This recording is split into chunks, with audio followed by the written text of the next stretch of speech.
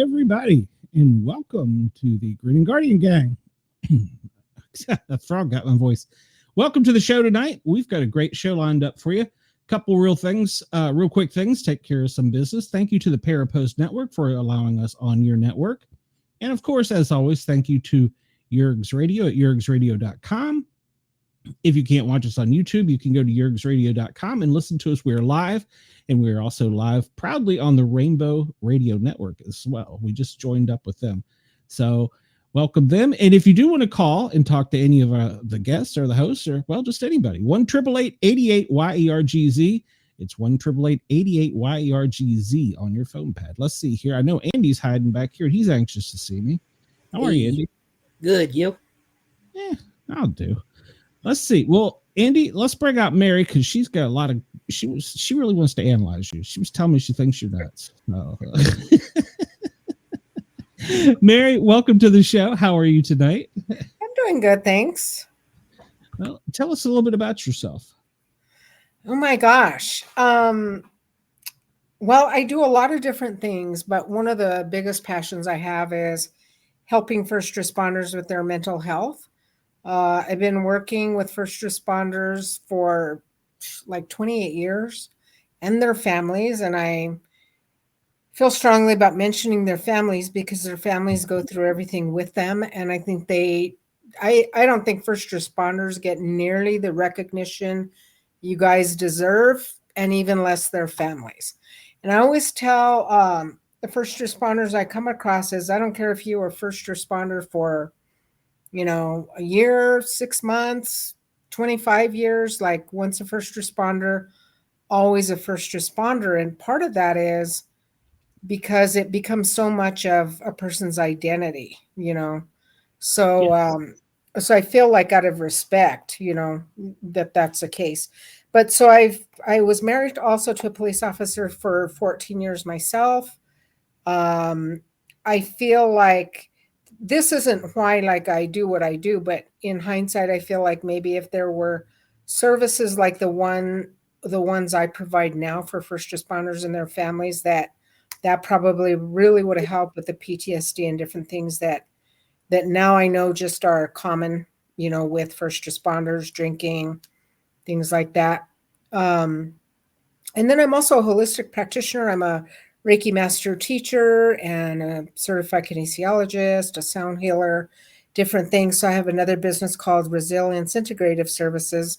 The first responder side of things is Allies for First Responders. And I just really love meeting people. I think people are so interesting. I love working with first responders for so many reasons, out of so much love and respect for them, but also because I can just be myself. If I cuss, they're not going to care, just things like that. I could be very direct. My style is to be direct. And what I mean by that is I'm respectful always, of course, with clients, but I like to just kind of put it out there, what I'm seeing, and it becomes this engaging process, between myself and my clients. I feel like it's a very collaborative effort. And first responders love the directness, they prefer the directness. It's like they don't want to be BS'd. They just want it straight down the line. What am I thinking? And then I ask them what they're thinking, because, I'm not God. I'm not always correct. I've been in my field for 34 years now, which is crazy. When I say that number, I'm like, oh my God, the time has gone by so quickly, but I've done critical incident debriefings. I used to have, before COVID, I had a spouse support group, and that was really great. Those women, not that it was restricted to women, but that's what came.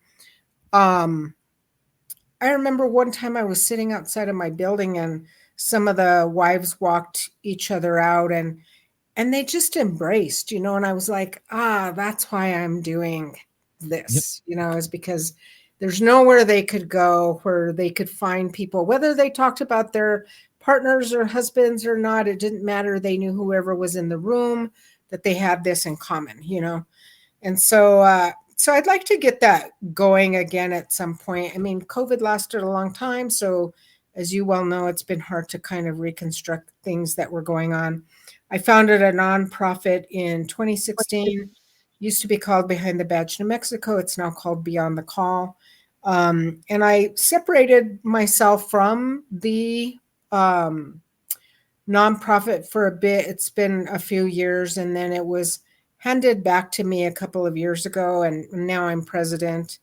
And I look at that as another way to spread the word about first responders. I talk to everybody that I come across and try to shed the light on, the stresses, because you guys don't ever really talk about the stresses. I mean, Yeah, first responders don't complain. I mean, I've never heard a complaint about the job, or, I mean, it's amazing to me. So I feel like that's one way I can be an advocate, is to spread the word for you. And I've been on TV before. We used to have, when I had Behind the Badge, we had a standing monthly slot on one of the local TV news channels. And I would go on every month, and talk about whatever the topic would be at the time. Sometimes I would take a first responder with me. If you look at my website, Allies for First Responders, you'll see I have, and there's even more than that, I have a team of first responders and their families, because nobody can tell the story like you guys, right? So I feel like when I go out to talk about mental health, then I take a first responder with me, because the first responder kind of corroborates what I say. They're kind of what legitimize what I say. If I'm talking about PTSD and the impact that it has on a person's life, or the tendency to, have vices like substances and things like that, then the first responder is always like nodding and saying, yeah, yes, yes, So I always do things. I believe they're one of the strongest parts of my team. I have people that do peer support.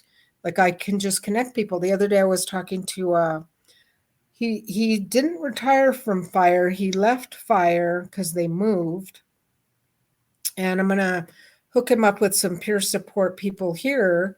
And I told him about Next Rung and stuff, because he misses it. I mean, so bad. Like, there's nothing that can replace that camaraderie. So I brought that up to him. And that's where, like, being a first responder specialist is so important, because I know the things to bring up. I know, so I brought it up to him and I said, I bet you really miss that camaraderie. And he just, I mean, you could just tell by the look on his face and his nonverbal, he said, oh my gosh, yes.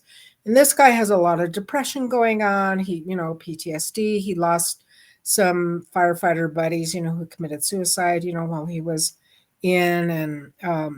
And so I was telling him, I mentioned 3 firefighters that I know. And I said, all 3 of them are in recovery, because he's in recovery. And I said, so I know they're safe for you to talk to. I said, and they're just really down to earth guys. Would you like to be connected with them? He's super shy.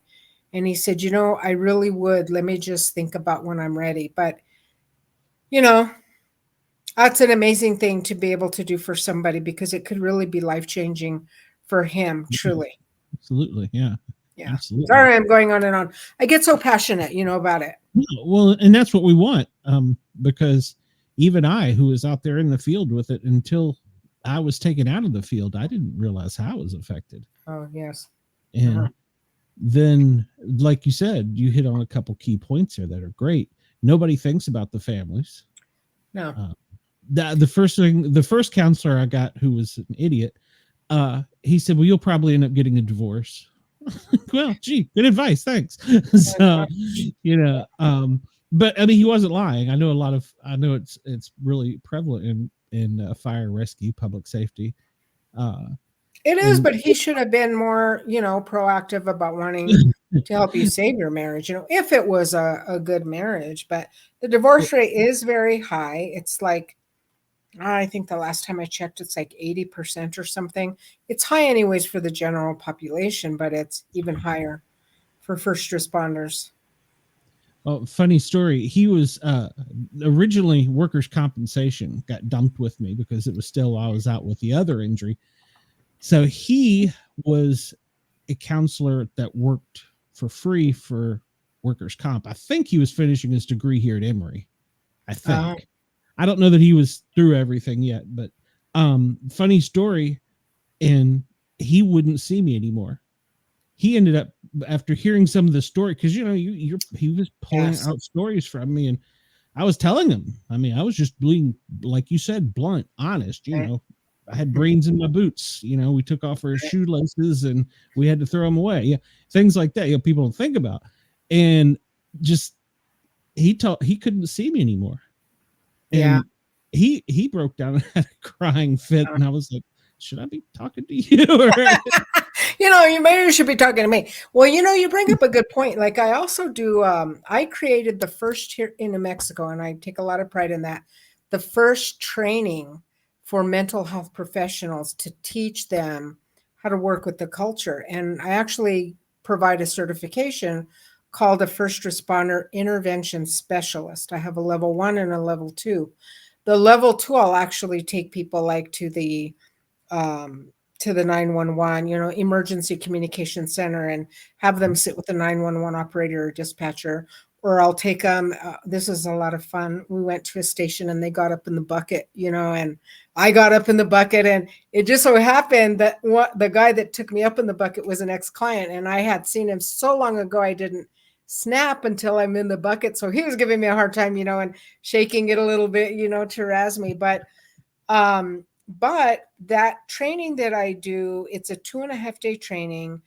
I couple it with all the psycho ed stuff I cover, and then I bring first responders in who are pretty raw. I tell them, you have to be, because this is to weed out some of the people that just can't handle it. And so by the 2.5 days, we get, at the very least, we get, wow, I had no idea. And I have so much love and respect now for first responders. We get that all the way up to, I've had people say, I have so much respect now, but I know I can't do it. And I'm like, good. That's a good thing to know, if Absolutely. you can. Because you wear it as much as we do. Yes. I mean, you have to have a way of getting rid of it too. So that's something I've talked to the person I've got now. I'm transferring it to you in a way. You still have to have a way to process it. Well, let me tell you. So going with like the energy side of things, back to the holistic part, as I get worked on, I get Reiki done and different things to myself. So like, that's one way to clear the energy. But here's the other important thing is, I don't have a frame of reference in my mind. If you talk about brain matter on a ceiling, I don't know what that looks like or smells like. I don't have a frame of reference. So my mind isn't going to go anywhere, and I think that really helps a lot. That helps a lot. And so on it, but vicarious trauma is a real thing. So I have a therapist, I do all the things that I need to do to keep being a trauma specialist in my field, That's something that has always concerned me about peer support and I love peer support workers. I mean, for the reason I said earlier, you guys can relate to each other. But I've always thought the combination with like a mental health professional who hasn't ever done it is equally beneficial, because I don't have a frame of reference. I don't have those carousel of all those memories to be able to go back to. Like there's nothing in my memory to go to. I can't relate to any of that, which is good. It allows me to stay fully present in the session. That's a good point. But it's probably no different than like when we're at the fire academy or, wherever. We've had recruits that once we get into the burn building and it starts getting hot, they realize, this job's not for me. Yeah, or if you're in EMT school and you start seeing the bad stuff and no, this job's not for me. So yeah, it's good to know your boundaries, I guess, like that. It's good to know your boundaries and limits, for sure. Nothing wrong with that. I always tell people who decide they can't do it, I'm like, there's nothing wrong with that. Then don't get deeper into the field, Yeah, okay. Exactly. Yeah, well, and in another point you were talking about with first responders about I just lost my total train of thought. The families. Oh, this it's a great loss because it's adrenaline rush to us. I mean, 3:00 in the morning, you're asleep. Suddenly you're on a truck doing 70 down the road to house on fire or to a baby choking, and it's an adrenaline rush, and there is no thing that can be found that can replace that. I mean, not a healthy thing. Did you know that that adrenaline rush is actually addictive? Yes, I've been Because told adrenaline's a chemical. So on the holistic side, one of the things I do is I suggest to people that they take an adrenal complex, and I take one myself every day. And that's a game changer too, because it helps balance out the adrenals so that, just so your whole body system is more balanced than having all these hormonal fluctuations. So, and EMDR, I want to mention that before we're done. Have you ever heard of that? I have, but there's no one in Atlanta that does it that accepts Guyz apparently. So, oh my gosh, seriously? And Guyz Nobody? nothing to do with the trauma. Guyz's like, we're great if you're getting a divorce, if you've lost a loved one, whatever. You get trauma, go out the door. They send us to we're outsourced through contract to LifeStance, which is a nationwide company.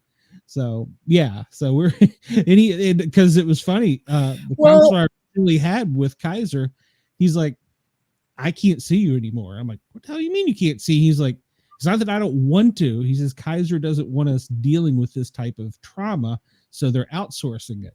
I was like, okay. And he even wrote, I had 2 doctors, a workers' comp psychiatrist, who I lucked out. He was the dean of Emory.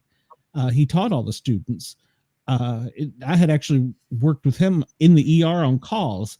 And so I had a personal relationship with him. They both wrote letters that I needed the EMDR, and Guyz has not been able to find a provider that accepts it in Atlanta. So, but I do have a good counselor. He's great. I won't say anything bad about it. EMDR is not just for trauma. So you can't backdoor it and go see somebody else for EMDR for other things.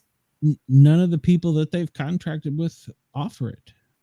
So it's weird. That is crazy. I know, in a city this large. That's because I was like, there's got to be somebody, and the Guyz's like, we have no resources for that.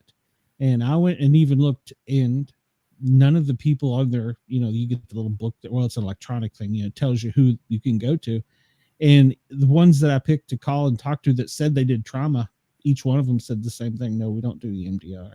I was like, okay. Oh, that's insane. What about if you paid out of pocket? I mean, you'd get so much done in a few sessions. I mean, it is so, you get so much work done quickly. Well, I mean, that's great, but you're living on a firefighter salary to start with, and then when you go in workers' comp, you go from making $70,000 to $19,000, so, and that pension don't kick in until I'm in my 60s. So I got a few. There is a source. I used to belong to this group where you could get up to 6 EMDR sessions for free, between 6 and 12. And it is, I will research it for you. It's a group of, I will research it because I'm sure I have it in my emails.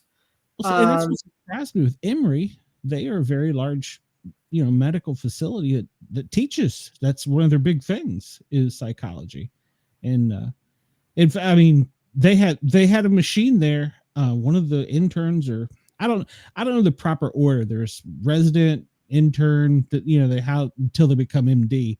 And he was one step below MD, and he's showing me this machine that Emory is working on, where you can put your head in it, in a sense, and it will cure you of depression within 2 sessions. Wow. I have no idea if it's true or not, because me and him had a disagreement about that, because I told him I called it bullshit, and he's like, I'm telling you, this is what we've worked on. And I said, okay, how much is it? Well, it's $10,000 a session. I said, okay, so depression is still incurable. He goes, well, no, I can cure it for $20,000. What if I don't have $20,000? Oh, jeez. What if it takes 3 sessions? Well, I'll look for that resource for you, because at least, so you can have it to give to other people, Oh, yeah. The first fire department I was with here in Atlanta is finally woke up. And now they have monthly peer support. They're calling the retirees back in, like, hey, come in for a barbecue. Let's hang out. We're going to have some people come and talk. So they have finally woke up. Of course, they're a larger metropolitan department, and it took them a little bit. But there was a couple things that shook them up, but they were like, we got to take better care of our people. So they've started training. Well, the retirement is hard. I think the stats say that within the first 5 years of retirement, that's when the suicide rates go up, and I think it's partly because of the camaraderie. I'm thinking about a retired, he was a deputy chief, and he quit job after job after job, and he finally realized that he was trying to replace that camaraderie, and he can't. So once he realized that, and we were able to work like on the grief and loss of that, then he was okay. But he didn't realize that for a long time, and he quit some really good jobs because it just wasn't the same as having a crew, and that's what he was used to. And you get into rhythms. Like, I had one captain at 8:00 every night, every third day, no matter what was going on, we were going to sit down and eat dinner.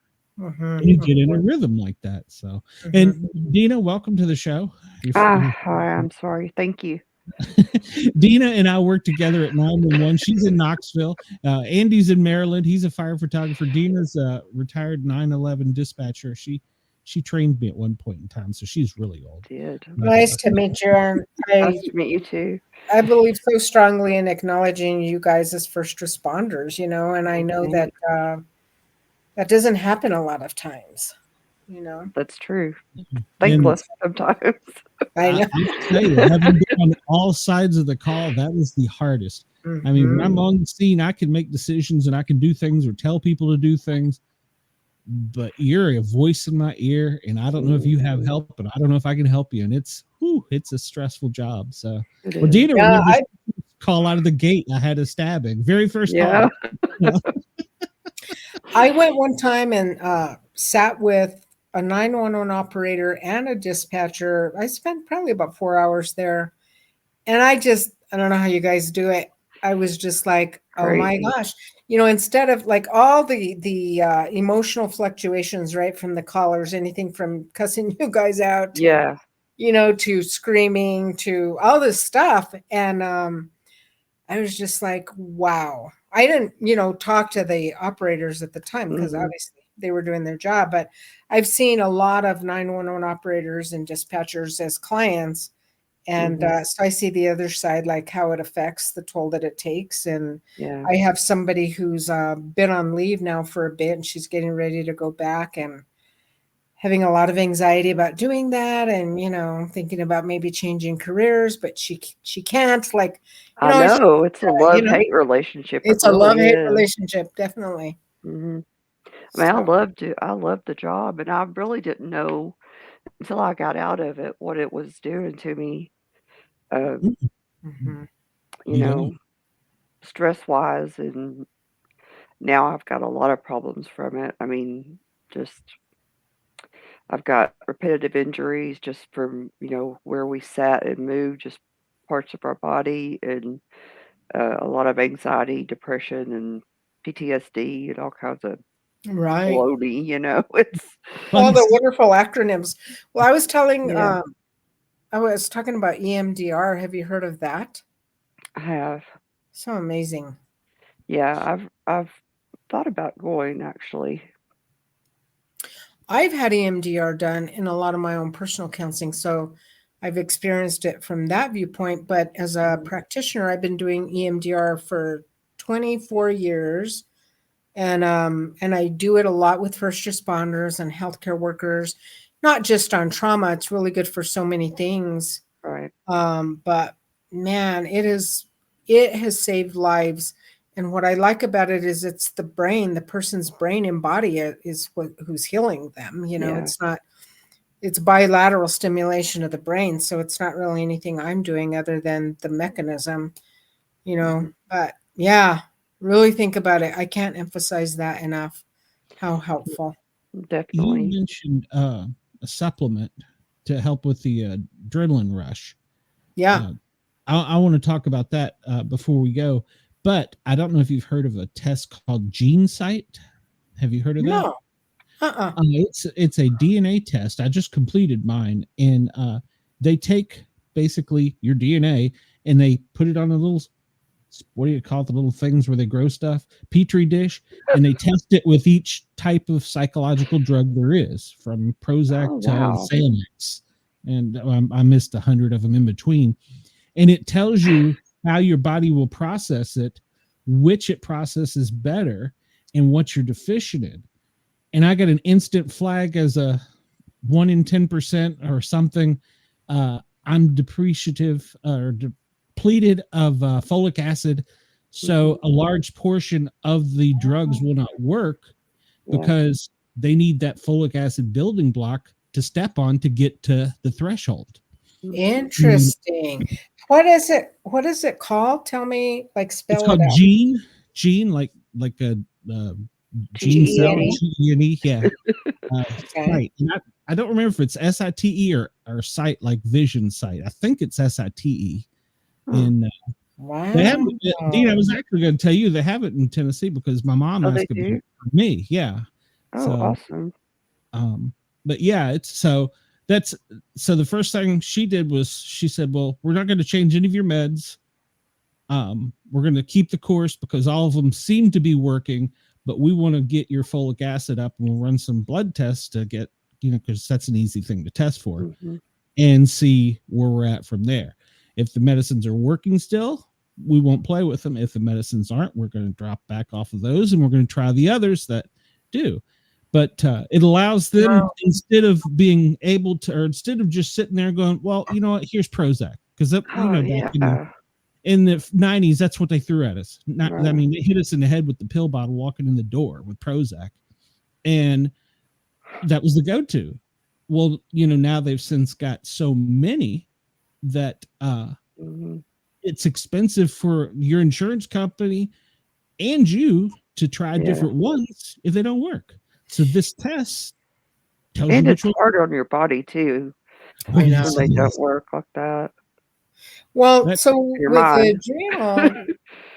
adrenal fatigue, if you look up the list of symptoms, anxiety and depression are on there. So one of the first things I ask first responders is, how's your energy level? Terrible. And a lot of people do not. I mean, a lot of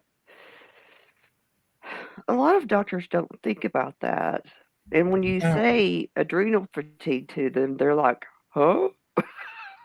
Well, I think it's because of insurance. What are you talking about?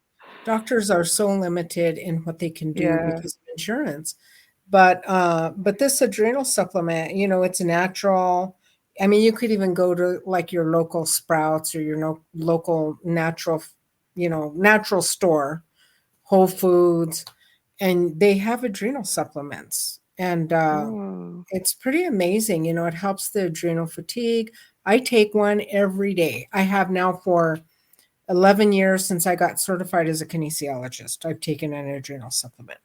And it is the one supplement I would not be without. Honestly, when I have, like if I've forgotten my supplements at home and gone on vacation, like after a few days, I have to be peeled out of bed. Well, I have that problem. I don't have any energy. All I want to do is sleep. I mean, even now, it's horrible. Yeah. And I don't have any, I mean, I have feelings. I have a lot of low feelings, and I'm happy, sort of, but I don't reach happy, I have a lot of numbness. Well, that was a question they asked me. They said, quick, tell us the happiest moment of your life. I still haven't answered that question. I know. It's like, I don't remember. I mean, my daughter being born, but graduating. Yeah. Like anything. I'm like, no. Well, when you're a first responder, it really messes with your emotions because you have to numb out just to survive. And I always tell first responders, it's not like a light switch where you can just flip it back on. No, you can't. Kind of have to learn all of that again. And unfortunately, you have to walk through some of the yucky stuff. Yeah. In order to. Yeah. Yeah, I'm learning it the hard way. So, but I'm blessed. My counselor, she does specialize in trauma, but she's not a trauma therapist. And she's great. I asked her the other day, I said, I said, I'm talking to you more like a friend than a therapist. She's like, yes, because we're getting somewhere. I'm like, oh, okay. That's always good. Yeah, that means you're comfortable and you trust her. Yeah. Which you guys are not the most trusting of people. No. Oh no. Oh no. No, Well, it's I like, mean, well, as for a paramedic on the street, if you say something about, you have a mental illness or you want to whatever, Oh, I look know. it up. you get a little extra on your Yeah. on your file. So yeah, those are naughty words. Well, I was diagnosed by an orthopedic surgeon. Was how I was diagnosed, and he told me, he said, I can't diagnose you because this isn't what I do. He said, but from everything I know as a doctor, you've got it. And he was the one that told me I couldn't go back out in the field. Long story short, I know the bores Andy and Dina to death, but when he told me, I literally collapsed in the office. I mean, I just uncontrollably sobbing, and he's like, okay, there's something wrong with you. I'm like, well, I knew that. Yeah, no kidding. I do this all the time. I don't need you to tell me that. Yeah, but an orthopedic surgeon saw that one coming. So, yeah, but he was really good to me. He didn't leave me. He stayed with me. They didn't call an ambulance or anything. My wife was with him, but well, here's another thing. Do you know that PTSD actually injures the brain? Yes, that was one of the books they recommended I read, which I haven't done yet. Called what was it? Trauma Rewrites the Brain or something like that. Well, here in New Mexico, they got the presumptive clause passed, the fire union, because this has been about 4 years ago, because they were able to go to the legislature and prove that point. So now, because of that, I wish they would have done it for all first responders. They didn't. They just did it for fire. Yes. But what happens is, even if somebody retires and they have work-related PTSD, they can get certain help through workers' comp. Because it's been proven that, not only PTSD, but high amounts of stress that you guys go through in the job, it actually injures the brain. So I'm brain damaged. I knew it. Probably, but I mean, you can. There's things you can do, though, but if you do nothing, then you do nothing, right? I know. I mean, it just festers. It's just, I mean. It doesn't get, it kind of gets, it doesn't really get worse, but it kind of gets worse with age. It's a roller coaster. Yeah.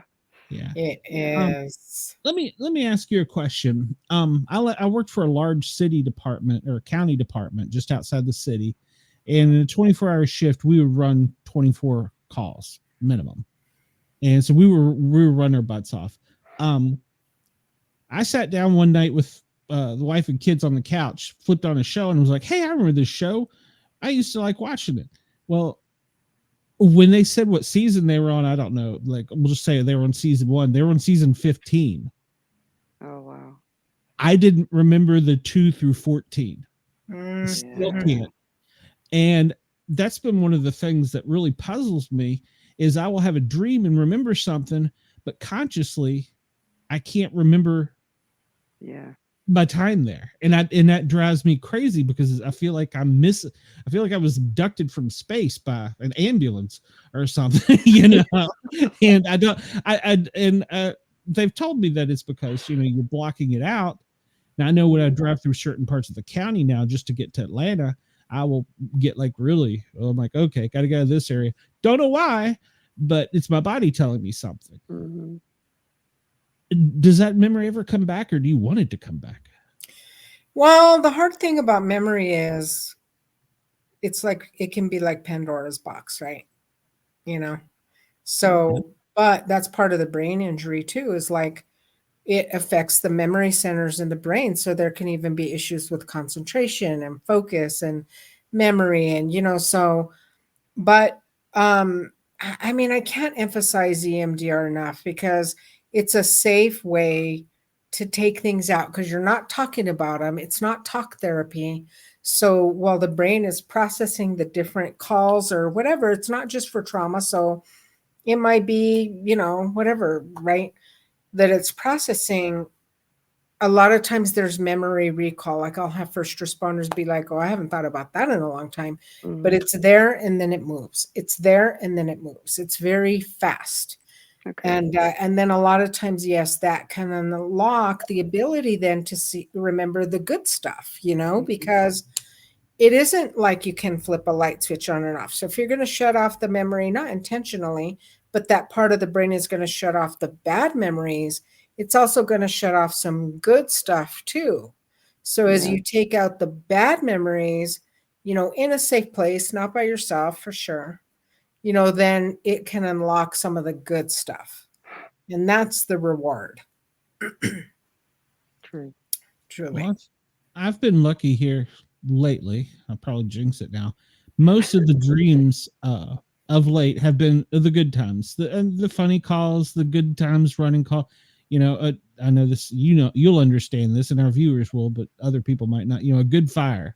Where nobody's hurt. You saved. Went in. You saved the house. It was just one room. It's a good fire. Yeah. We got to do something. And the meetings around the table are the front bumper, or the behind the engine in the bay afterwards, having a cigar or whatever, just hanging out. Those are the things that I remember. I'm remembering now, and that those are obviously the things I'm really missing. Yeah. So maybe it's because you're, getting rid of some of the rubble, right, in your brain by going and talking and moving some of that around. That's allowing some of the other stuff to come up, I mean, that's what I think. I see a definite change. I always tell, because first responders, you guys take care of me so well in terms of, well, I don't want to traumatize you. And I'm like, you know what? If I didn't see people get better, I wouldn't do this job. So the reward is I do see people get better, and you don't have to take care of me. I say, because I go to therapy, I name them kind of a short list of what I do for self-care. And I'm like, so it's good. And what I told you earlier at the beginning is I say, I've never been through what you've been through. So my mind doesn't have anywhere to go to when you talk about some of the things you talk about. I don't know what it feels like to be stepping on someone's head and feel that, below your feet. I don't know what that feels like. And so when you're talking to me about it, I'm present. I'm not thinking about, oh, what that must feel like. I'm present with you. There's nowhere for my mind to go. When you're talking about being knee deep in blood, I mean, I don't know what that smells like, what that looks like, nothing. So, and then they feel more reassured when I say those things like, okay, you're okay. So pretty much they tell me a lot of things, which is fine. I mean, I'm fine, and I do go to therapy myself, and I have EMDR done, and, all the things that I definitely walk the walk and talk the talk. I don't just, but you guys are great about, well, I don't want to tell you, are you okay with what I'm going to say? I'm like, yeah, and then I think as people get to know me, they just know I'm okay with it. They know that I'm okay with whatever you tell me. I can handle it. It's a trust thing too. It is a trust thing. Yeah. Because, sometimes if you have a bad call, the first person you go to is, one of your peers. You may not go to someone else. That was, that we had a guy on a few weeks ago. He wrote a book. He's real spiritual about his recovery. And he said that his supervisor, after a bad call, came to the hospital and said, "Hey, are you all right?" And he thought, "You've never asked that, but that's a weird question." And they were starting to open up and get aware. And he said, "Yeah, I'm okay." And then he said, the next question is this: "Would you tell me if you weren't?" And he said, "No." Yeah. And he was honest. I was a supervisor. And his supervisor said, "Well, that's what I want. I want you to be honest." He said, "But if you need help, it's there." And so he said that was the strangest question he'd ever been asked by a supervisor. "Are you okay?" Yeah. And then, "Would you tell me if you weren't?" Like, wow, that's a good boss. So yeah, it is. Yeah, I think if you have the trust in your boss, you'll say, but there's so much repercussion, like, for law enforcement, you could lose your badge and gun. I mean, who's going to be honest? Who's going to be honest? With fire, you can get, sent home. I mean, it's so hard to be honest in your guys' field. Like, it's changing, but it's not changing quick enough. People are still dying. People are still committing suicide. I mean, that hasn't changed. Yeah. unfortunately. So it's like we got to try harder. We're still missing something. And I don't know what the something is, but, that part's not changing. Hmm. I thought as I was coming through, once I don't want to say the older guys, but the guys in front of me got out of the way, that it would start changing. Hmm. But I've noticed that it's still, even now, slow. Even though we know about it, the group that was coming behind them, it was still slow. And like I said, a lot of departments are just waking up to it. I Yeah. know. I think there's still this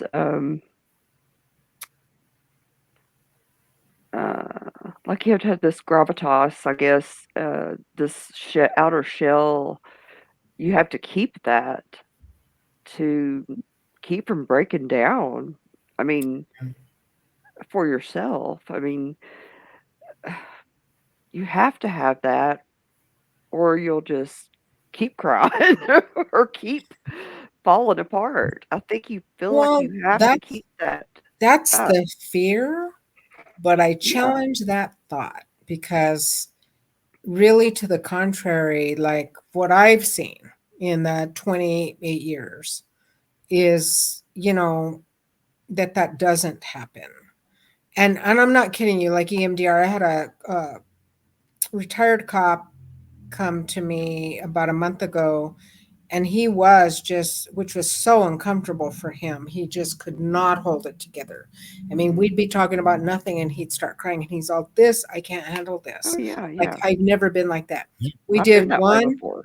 we did one EMDR session, and Yeah. it was under control. He could Wow. feel, but he did no longer felt like he was falling apart.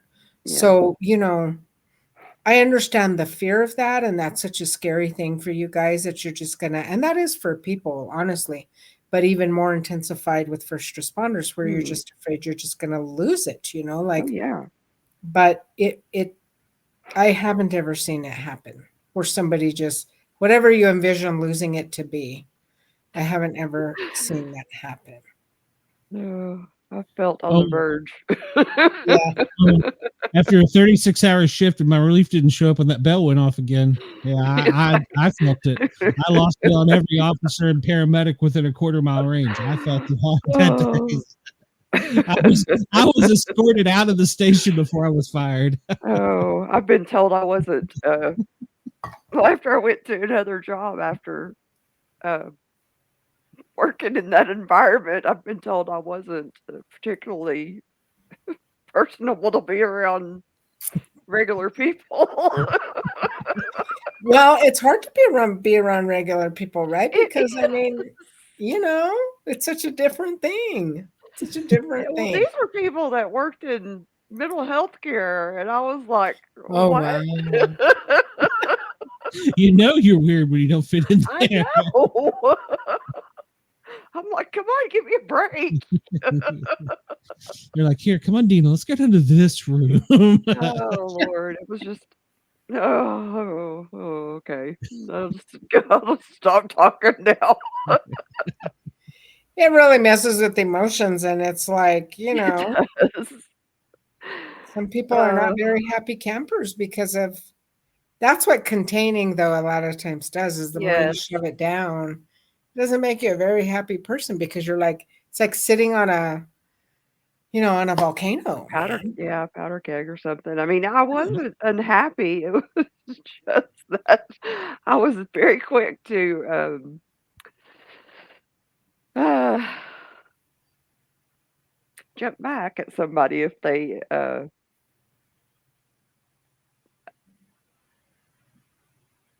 spoke to me spoke to me wrong, I guess.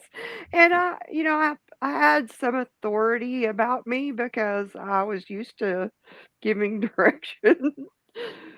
And also, someone told me one thing, and another person told me an opposite um,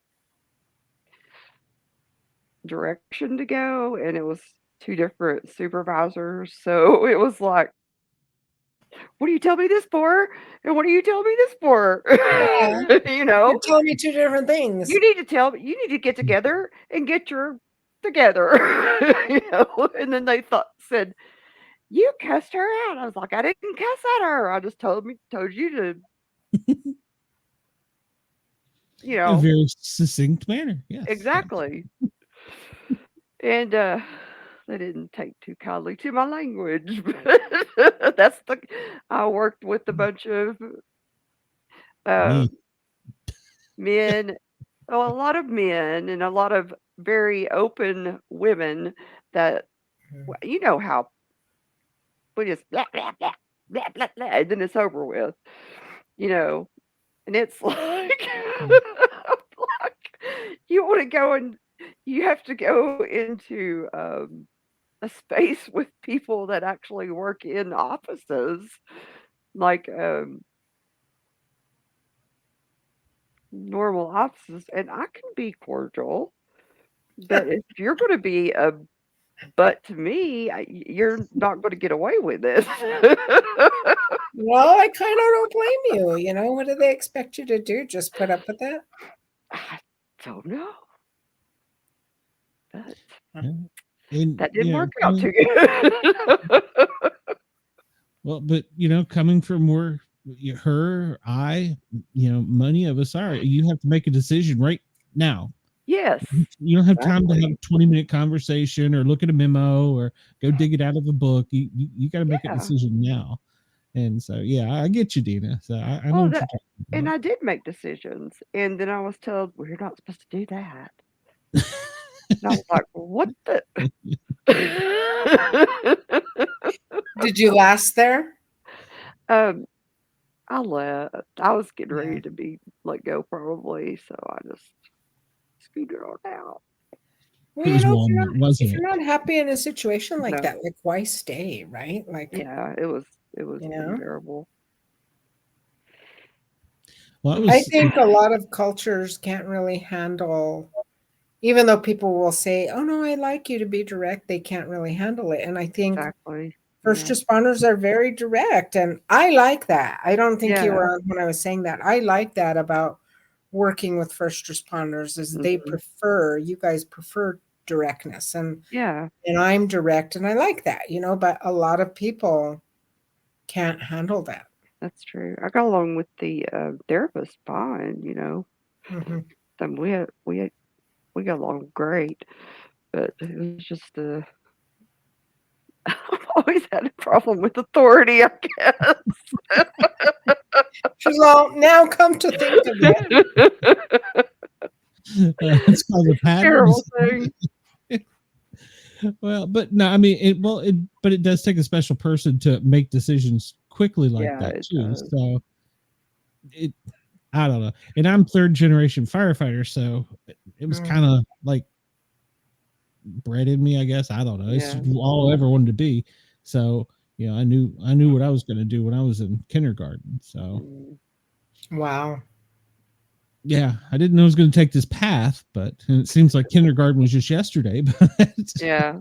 and I just had a grandchild. Holy cow! So, yeah, it goes by quick. It does. Well, do you have any other questions or anything? I gotta get off in a minute. Yeah. Anything? Andy, jump in there for a minute and talk to her. Tell her what about your problems. You're crazy. So, well, I'm friends with Glenn. Yeah. Here's one. And me. The crazy girl no, down here. Not you yet.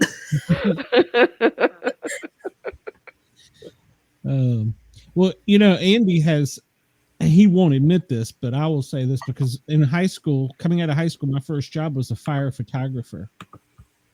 I never realized some of the things I had to take pictures of until later. Mm. And I said, I know you won't admit it, but it's through that lens and you're right up there with it. So Yeah.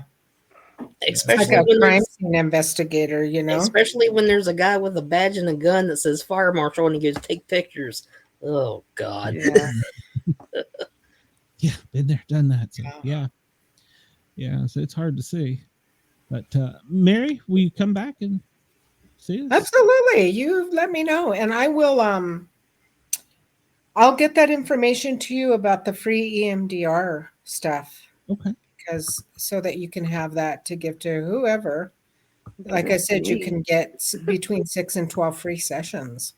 Oh, that'd be great. Yeah. If you could, yeah, give it to Glenn. I'll give it Yeah. from We're you. both on Facebook, so yeah. Yeah. I will. Yeah, and I'll get you. I'll get that info about the supplement, and I'll get you the link to Wednesday's show since we're all UFO. I would love to. Yeah, I'd love to tune in. You believe people get abducted? I'll ask you that real quick before you go. Absolutely. Yes. Yeah, I believe everything happens. Yeah, I yeah. believe in all of it. It's like we're pretty small-minded if we think none of that happens. That's what I think too. But I do think that aliens get a bad rap, honestly. Yeah, I do too. And I think that it's too bad.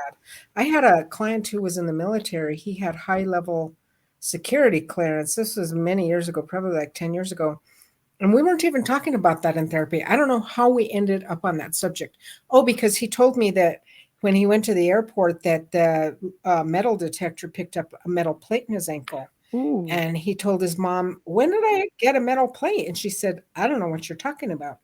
Anyways, as the conversation rolled on, I know, isn't that crazy? Yeah. So then we stayed talking about it, and he shared that he was abducted. And he said that as a kid, he was laying in a field. He grew up, because, me being a trauma specialist, I'm all looking for trauma, right? Oh, yeah. And so, and he shared, he grew up in a great family. He lived on a ranch, all this stuff.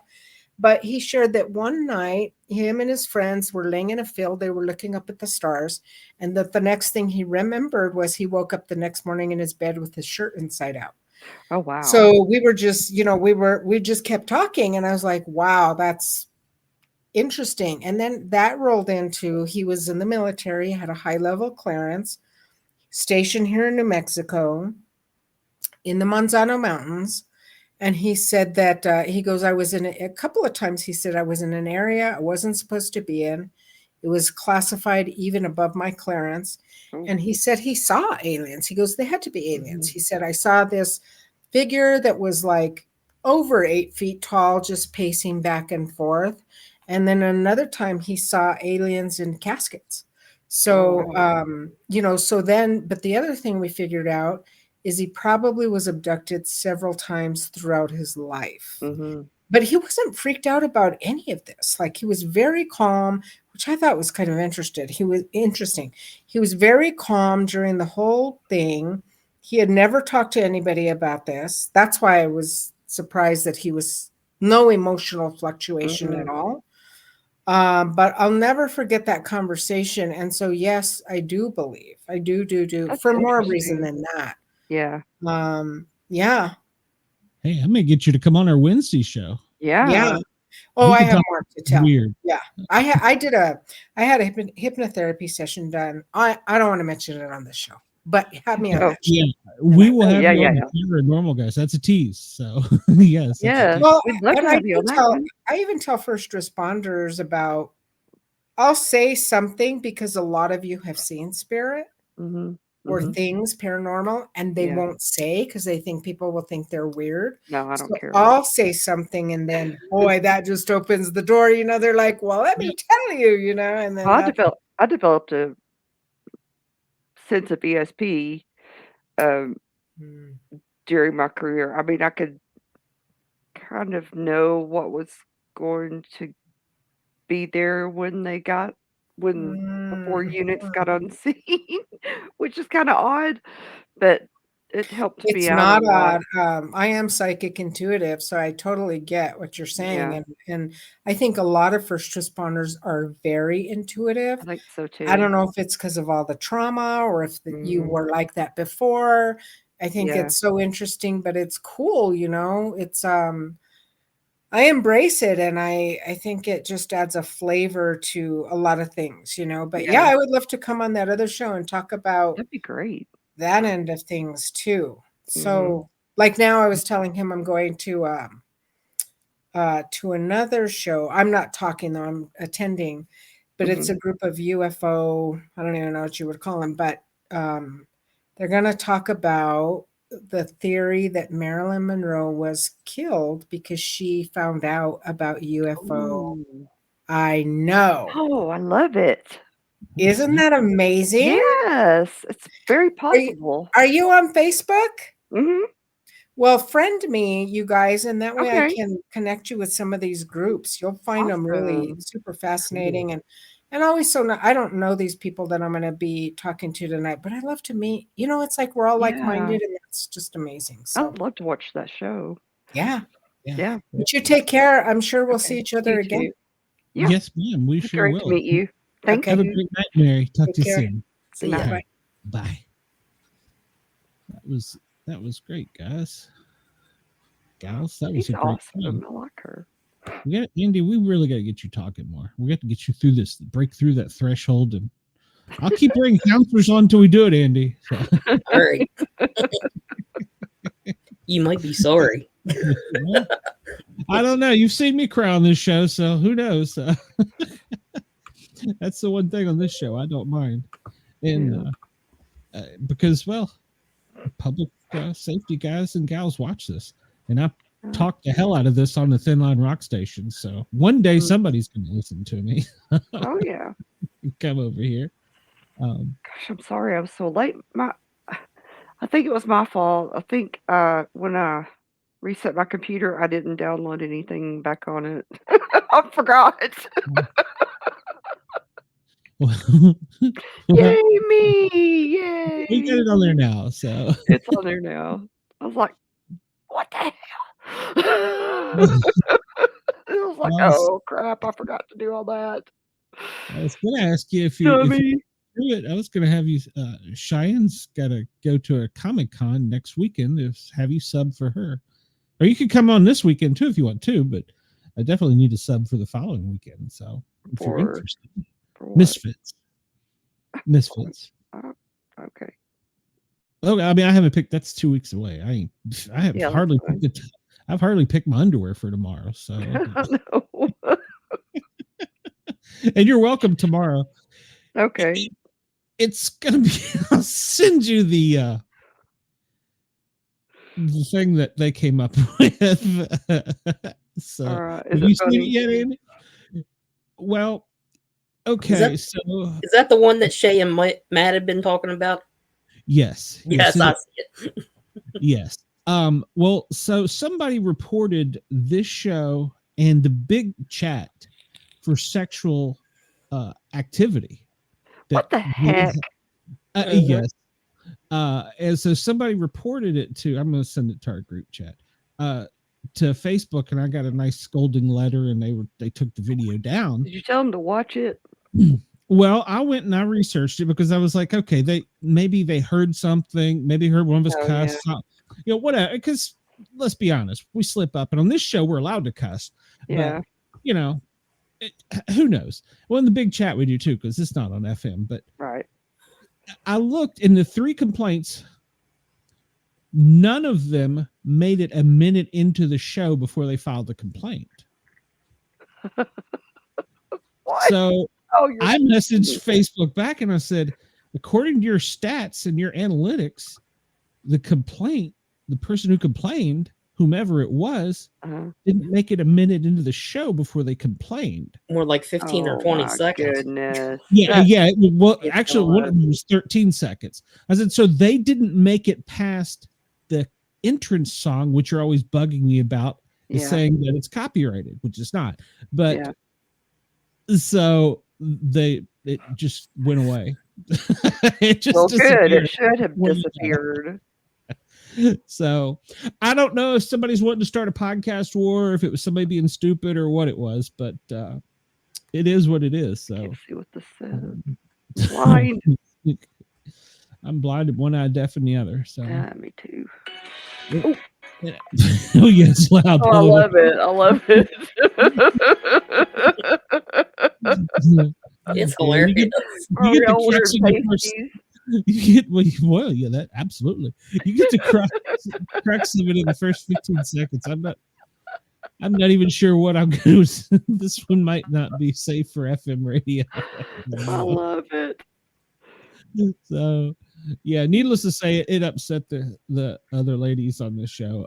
So they came up with that for me, and they're like, "Can we run with this?" And I'm like, "Yeah, why not?"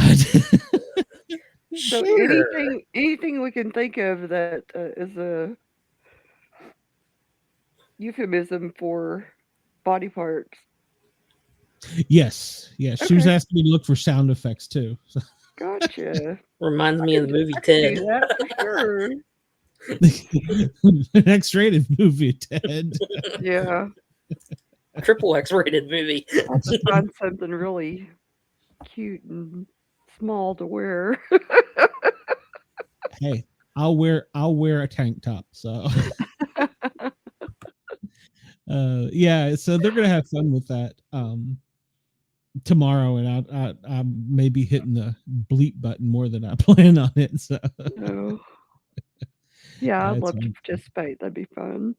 All right, I'll get you in there. And if you want to come in, you got to come in topless though. That's the only thing. So Oh, damn. All right. Hey, I could wear something like push my boobs up right here and be naked from here up. yes, please. You heard it here. It'll just Yes, look like I'm please. naked. You will walk for the first time. Hot damn.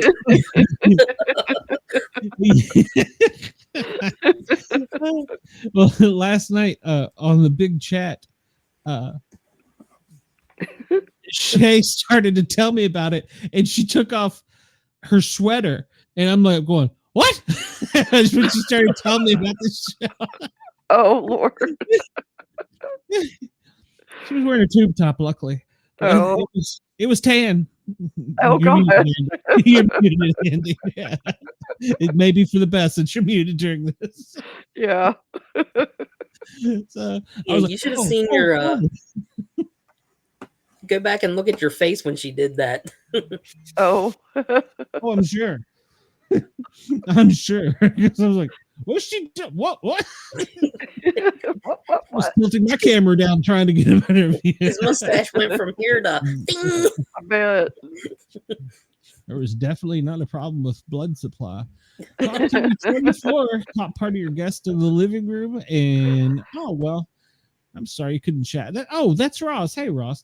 Oh. We're gonna have her back, Ross. So, but you can go back and watch. She's great. Yeah. Very interesting.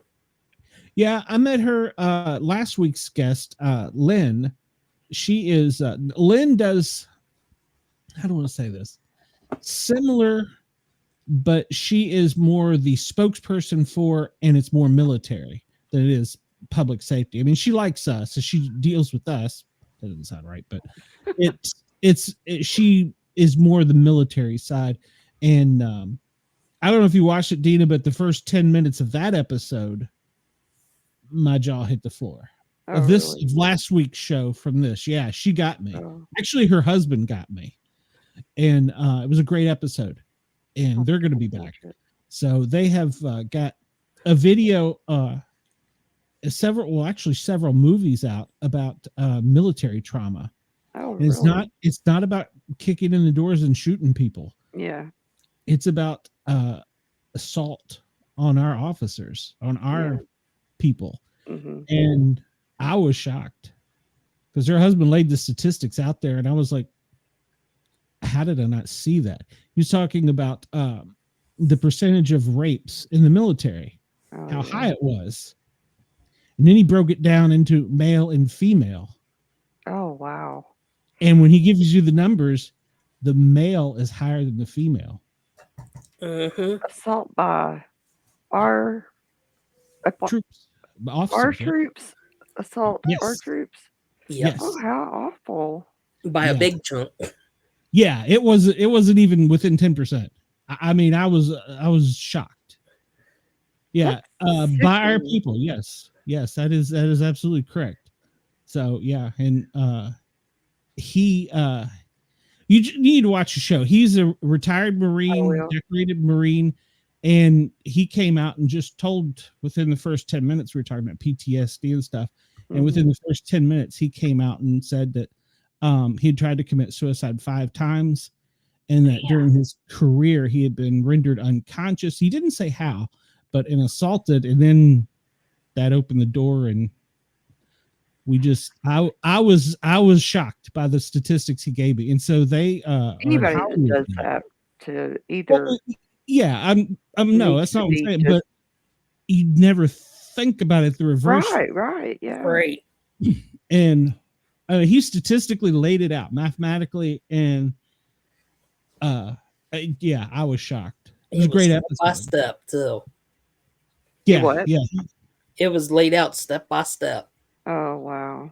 yeah. He detailed it very well, and like I said, he's retired Marine, and I think Mhm. after that he might have been a civilian contractor. I don't remember, but yeah, he was a civilian contractor Yeah. I think, for a while, Mhm. and which isn't unusual in the military. But yeah, Yeah. wow. So, and he said he didn't realize it until 9/11. 9/11 Really? was his trigger. Yeah, yeah, because his wife went to New York as a Yeah. therapist to help with Yeah. FDNY. She got hired by FDNY, I think, with Mary actually, Mhm. and so he didn't realize that he was driving her back and forth and hearing all her Oh. Oh, stories, okay. and that's when you just watch the episode. Don't I listen will. to it. I will. The great people. So yeah, he's got they've got 2 or 3 great movies out. They got some more stuff coming out, so they're going to come back and promote that. And Mary is great. She's been texting me every day for the past couple of days to make sure I'm okay. So I was like, your I show like her. didn't traumatize me. I like her. So I'm sorry, Lynn, not Mary. Yeah. From last week, she was. I I'm think I like, like Lynn too. she's good people. Yeah. So, Andy, do you have any new coins to show off? No, actually, I don't. Oh, I'm disappointed. I do, but I forgot to bring it in from the mail. Oh. So I'll just tease. Yeah. Well, here's the deal. I didn't even remember I ordered it. Oh, really? It was for a fundraiser for an officer down on Key West Oh. while I was down there 2 years ago. Oh my I gave goodness. $30 and didn't even Oh, forgot about it. Yeah. didn't even think about it. And I got an email that I had a package coming. I'm like, who the hell's in the Keys? And then I looked it up, and it was from the police department. I'm like, shit, I must have got a ticket while I was down there. You know? Oh, gosh, yeah. This is your big package about it. It's gold plated. Well, it said you had to sign for it. And I'm like, shit. Yeah. I was like, I must have got a bad ticket while I was down there. There's one road in, one out. How fast could I have went? Was I drunk? I don't remember it. They said, sorry, sir, this didn't fit your mailbox. But yeah, it was a coin that I had bought to support one of their officers who'd been injured on the job. Oh, And I totally forgot about it. And it's a great coin. It's got a marlin jumping out in 3D, like nice. saltwater fishing. It's Mhm. pretty cool. So yeah, I'll show you next week. I don't know if you can order anymore because I don't remember where I got it. Wow. Well, I mean, it's not unusual for me No. when I'm somewhere if there's some cops are needing $5 or $10 or military or whatever, it's not Yeah. unusual for me to. And I Who guess I cares? saw that they were down there selling coins, and I was like, hey, I want one of those, and Yeah. Mm-hmm. PayPal, and forgot about it till 2 years later. So I need one of them. it's a gorgeous coin. So yeah, I'll show you that It next. is. So and yeah, and then Andy, you got to buy some more coins. What's your count up to now? I think 47. Wow. Oh. You still got to find me that Bigfoot one from Maryland State Police. I've been looking. It's the trooper, Maryland trooper, their life flight. Uh-huh. And in the back of it, it's got a light shining down. And I don't remember what it says, but it's the silhouette of Bigfoot. Oh, wow. Yeah, so yeah, I want that coin. I told And Andy that other since- one you told me, that Trooper 5 one you showed me, she completely sold out of all of them. She personally had 700 of them made. I said, well, you need to make more. She goes, why is that? I said, I can get you a couple hundred orders in 10 minutes. Mhm. Come on any of my shows, you will definitely. So yeah. So I said, well, talk Dana? to the extra paramedic crews and see what they say. Heck, get in touch with Matt. He'll pre-sell them. So Exactly. Oh yeah. Well, true. that's what I told her to do. Pre-sell them. that's the way to go. That's Where's the way he to been? go. He is still on daddy duty. He's on Oh, baby I thought duty. so. Daddy duty. Yeah, Daddy duty time. yeah. He sent us a picture last weekend during the show of him and the He's so baby. cute. The baby looked tired, and he looked he looked Exhausted. no, sorry, he looked exhausted, and the baby looked like it was ready to be awake for a while. So, Oh. Mhm. Oh. so yeah, I miss he's. babies. I told him, listen, take your time, come back when you can. So, but yeah, so yeah, and you're welcome back here anytime, Dina. You know that. So Of course. it's Andy that run you off, not me. So You didn't run me off. Nobody runs me off. nah, I told you I was feeling better. good. I Good. had a hard time getting here tonight.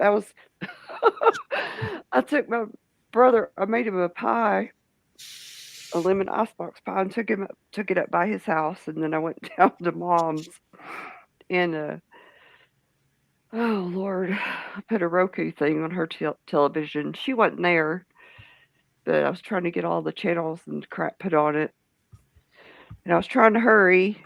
Couldn't see because she keeps her house so dark. She doesn't have a lamp on her table where she sits. She wasn't even there, but so had to go into her email, and I said, "Send me the code when you Yes. get it." She said, "Well, I don't know what the code is." And I said, "Mom," I said, "send me the code when you get it for your email. It'll text it to you here in a minute." She, "Oh, Yep, I did that on Mom's TV. okay." Finally, I was like, "Give me your phone, Mom. I got this." So, Oh, if she'd have been there, that's what I would have done. But yeah, she's yeah. so funny. Well, make sure to put Live 365 on there and subscribe her to the Finline Rock Station. So, Oh yeah, I need to do that. Is it on Roku?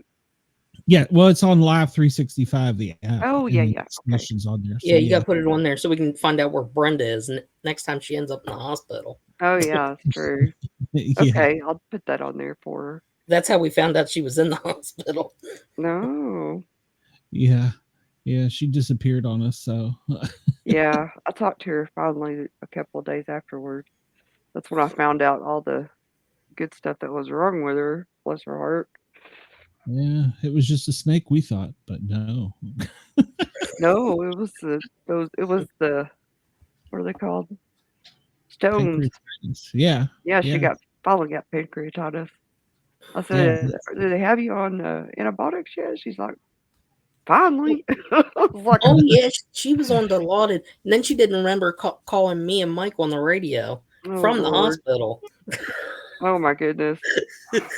She said to me and Mike, "Did I really call you guys?" And Mike's like, "Yeah, you want us to play it back for you?" No. Apparently, she hit on one of the nurses too. Oh my.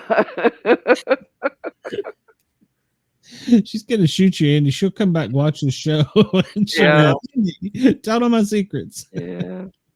She was in the chat earlier, so yeah, she's doing Yeah. I think her show went live like 20 minutes ago or something like that. So, but yeah, so yeah, Dina, welcome back. Andy, if you want to come to the Misfits tomorrow, come on.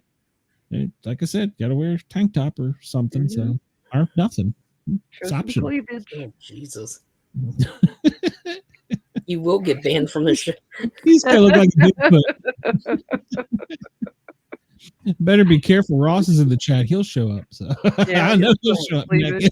He will show up naked. No, he won't. He'll have a pizza with him. Maybe. Oh, I got a funny pizza story. I'll tell you. God. So Beth came in. She's been working like 10, 12 hours, 14-hour shifts. And she said, "Do you care if we just get pizza at night?" And I'm like, "No, that's fine. It's Friday night, whatever." And so she ordered Pizza Hut, on the app. And it says it's going to be here at like 6:45. Well, like 6:55, it says delivered. And there's nobody nobody come to the driveway. Nobody's pulled in.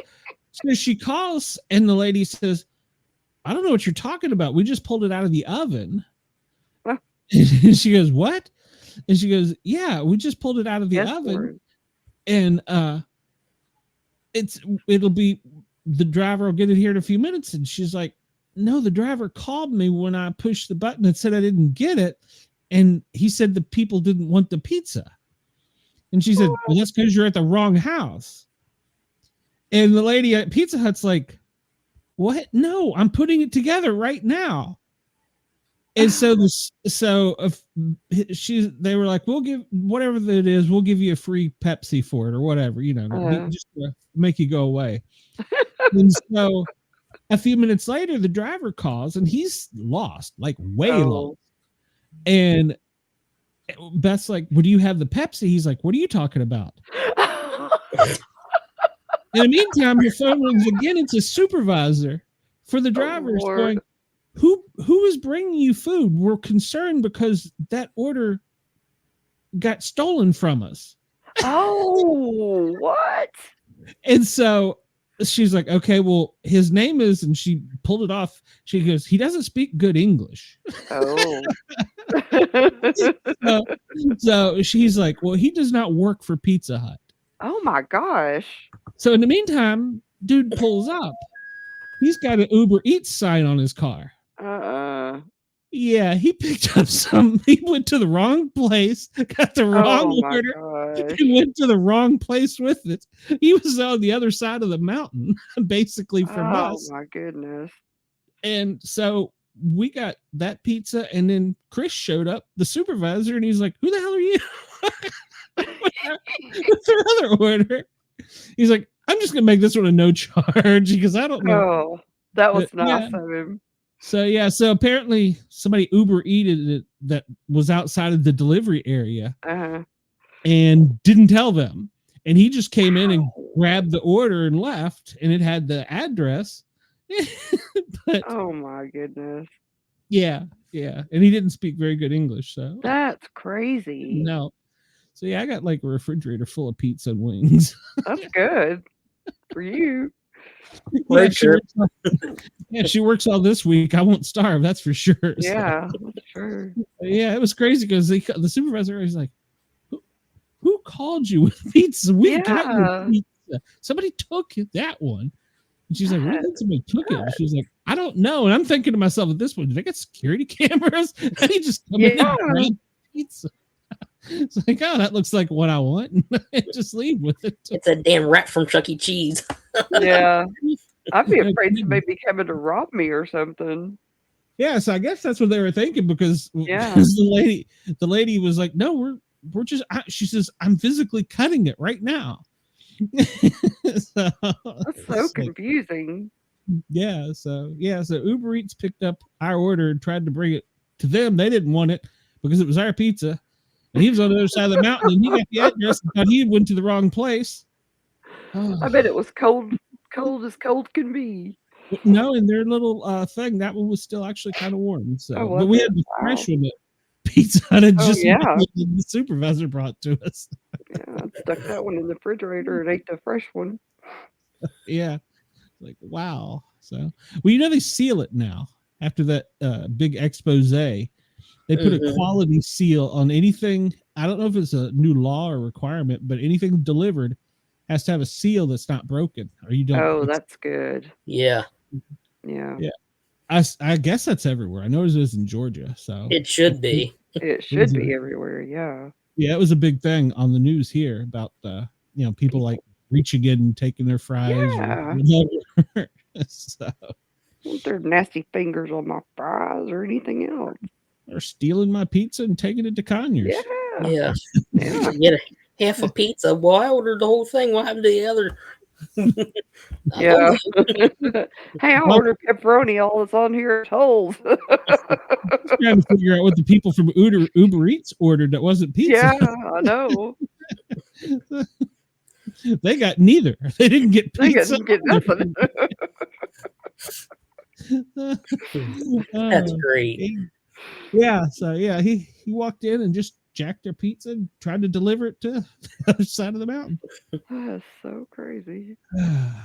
Yeah, that's Atlanta. That is Atlanta. In a description, that is Atlanta. So Yeah. All right. Well, I'm gonna get us out of here with the song to dance.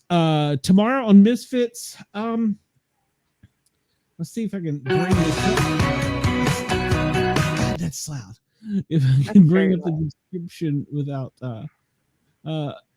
breasticles, boobs, tatas, mommies, milkers, schlong, sausages. Well, I could go on with this because she did a whole page of it. We're not going to talk about those things, but we might.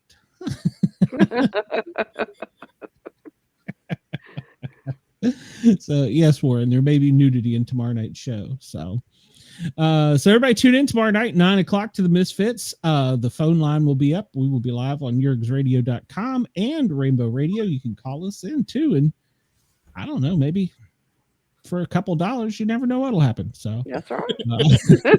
He's like, yeah. It's a crazy world we live in. Yep.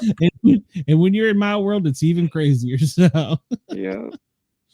And then we got Tuesday, we have the big chat all about Big Brother. That show has been a hot mess. I don't know if anybody's kept up with that, but holy cow. The only thing I saw today was that guy whining about having to do anything. Kenny the cop. Oh, Kenny the cop. Yeah, If you watch the show, I'm disappointed in Kenny the cop. He wants to go home every week. Didn't one guy left, right? The older he didn't. He tried to, but he didn't. I guess they told him they were going to pay him. This was a younger guy. He was like griping about. Matt? Yeah, Matt got kicked out. Yeah, Matt got kicked out because he got in trouble with mommy milkers. So yeah. He kind of had that one coming, but yeah, she's been an emotional mess, and she's still in the house, and she's back up for eviction, and yeah, it's been a weird season. And Kenny the cop, if he wins, he wants to stay, but if he loses, he doesn't want to stay. Kenny, suck it up, Kenny. Be a man, Kenny. God. Oh Lord! Try for a year to get on a reality TV show. A lot of winners on there. God, you try for a year to get on a reality TV show. You finally get in it, and you whine about it. Yeah. Go away. He was like, I'm not going to the jury box. The thing kept saying Jerry box, but he was saying jury box. But the thing kept saying Jerry box. I'm not going to that Jerry box. Well, I've got a theory on that. And I'm sure nobody on this show is interested in it, but there was a police officer that was on Big Brother that won, and he never once in the entire season got nominated for eviction. Oh. My theory is that Kenny the cop is really using reverse psychology and telling him he wants to leave. And now they're never going to let him leave. So, if you get put up next to him, you're effed. You're out of the house because you're not going to be Kenny the cop. Make him stay. That's it. Yeah. So those young kids are. Yeah, he did at midnight the other night. He came out and yelled, "Get off my lawn," as they were celebrating. So no, he didn't. Yes, he did. Oh no, it's awful.